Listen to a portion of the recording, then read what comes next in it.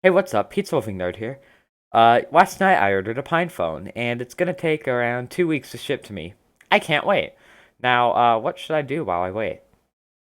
I know, let's make a crappy YouTube video.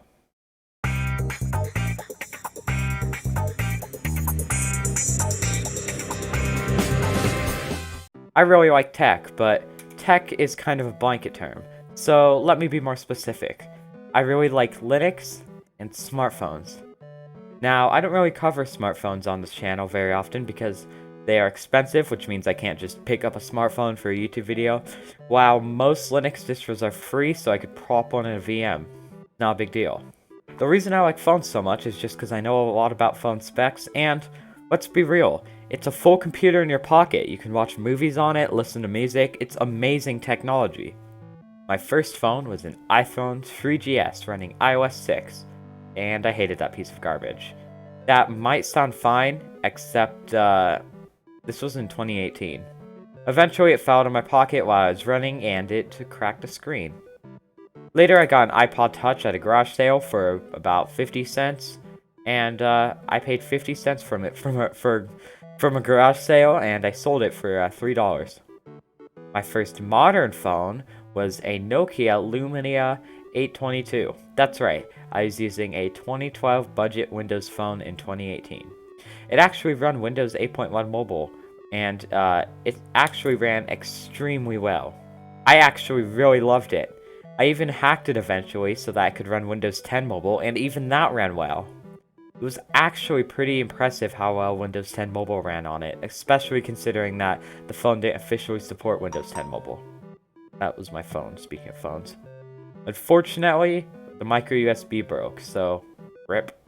Now, let me mention that all of these phones I've talked about so far did not have SIM cards, which means I didn't have data and I couldn't call people. Eventually, my birthday was coming up and I was going to get an actual phone. I was expecting to get a bunch of money for my birthday so I could buy my own phone, and because of that, I did a ton of research on different phones at different price points so that I could buy whichever phone depending on how much money I got. Instead of getting money, I got a Nexus 5X. It was fine until it boot looped after 3 months. My mom wouldn't let me unlock the bootloader to flash a custom ROM or even root it. Come on, I just want to have root access to my phone. Is that such a big deal? Ironically though, I could have fixed the boot loop if the bootloader was unlocked. So remember kids, that's why you always unlock your bootloader. Once I researched all of these phones, I honestly got super interested in specs for them. Now I know everything about Snapdragon systems on the chips and stuff like that. I could also easily tell how good a phone's spec to price ratio was just by looking at the specs and the price. I ended up getting this Nokia 6.1 for Christmas, and it's been a year and I still have it and I haven't had any issues with it.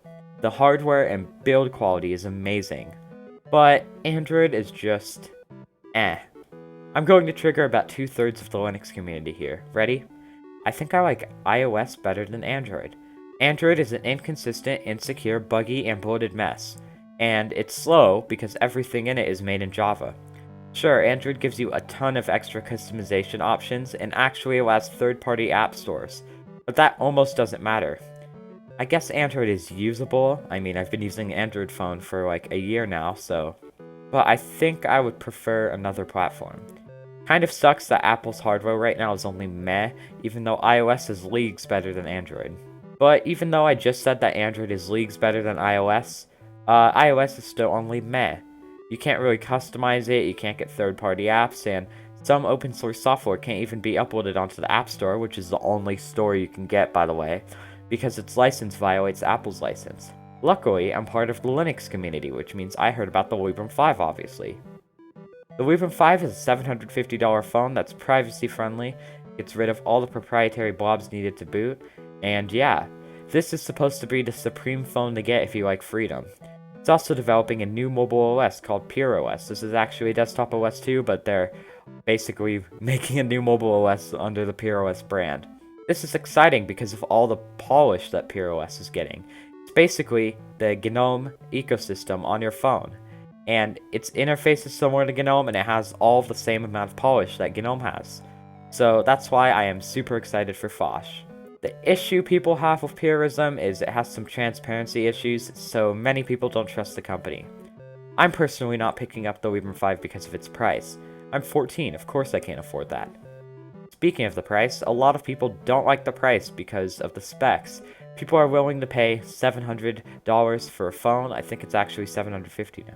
Speaking of that price, a lot of people don't like the price because of the specs. A lot of people are willing to pay $750 for a phone, but not a lot of people are willing to pay $750 for a phone that only has a 720p screen, 3 gigs of RAM, etc. Like, only a 720p screen?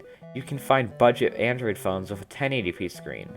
I'm personally fine with this because 1080p is enough for a desktop computer, so 720p is more than enough for a phone, considering that the screen is much smaller, so you don't need as many pixels.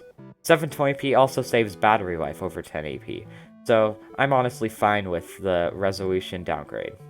Also, a lot of people who review Librem 5s compliment how good the screen looks, even with the low resolution.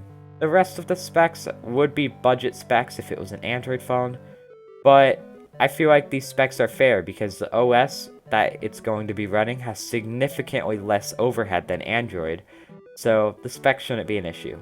Anyways, it would be cool if I could get a Librem 5, but I can't afford that. What do I look like, Mr. Beast? Luckily, there's another Linux phone coming up that is only $150. That's like a no-brainer to buy. Unlike Purism, Pine is not building the software themselves, and they are having the community do it for them. Because of that, there are tons of different options for operating systems on it. Specs are slightly worse than the Librem 5. They do have a similar CPU, a gig of RAM less, and 500 mAh less than the battery, and for some reason, the PinePhone has a micro SIM instead of a nano SIM. Why? But overall, I don't really care about these spec downgrades because you're saving $600. So I think that the PinePhone has significantly better spec to price ratio than the Librem 5 does. The PinePhone does also have that 720p screen just like the Librem 5, and some people might complain about it, considering that most Android phones with the same price might have a 1080p screen, but still, that's not a big deal. Now, I actually decided to order the PinePhone. Don't believe me? Here's proof. Not because of the privacy things on Android, but just because I really like phones, and I wanted a phone that I could distro hop with, similar to how I do it on my computers. It's going to be really fun just trying out different operating systems with it and seeing the progress that all the OSs are making while porting to the PinePhone.